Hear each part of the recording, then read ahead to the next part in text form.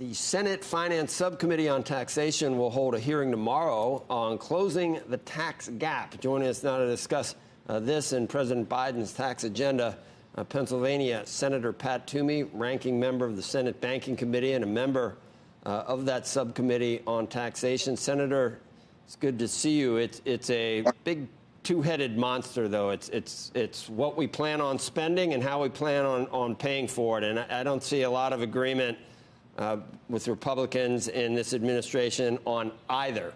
So even if you guys did get it down, guys and gals, got it down to $600 or $700 billion, then you got to start with figuring out how you're gonna pay for that. So can you get it to be just infrastructure, or eventually through reconciliation are you going to have to pay for $2 trillion? Well, the big question is, will the president work with Republicans on the areas where there is a consensus, and that is actual infrastructure? But just as the last big giant blowout bill that they passed wasn't really about COVID, the president's proposal is not really about infrastructure. Most of it is about expanding the welfare state, making middle-class people dependent on government with all kinds of programs that have nothing to do with roads and bridges and ports and airports. So if the president's willing to focus on what we all think of as infrastructure, then there's Republican interest in doing something in that space. And I think the way to pay for it, Joe, is the hundreds of billions of dollars that have been authorized through recent bills but haven't been spent yet. Take just one item from the last big blowout bill. It's a line item for K through 12 education for schools, and it's supposed to be about COVID. It's $126 billion, of which only six are going to be spent this year. The other $120 billion are for years in the future. That has nothing to do with COVID.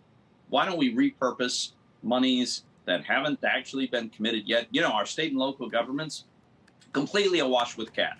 Actually, they were, and then we sent them another $350 billion. They don't know what to do with that, literally.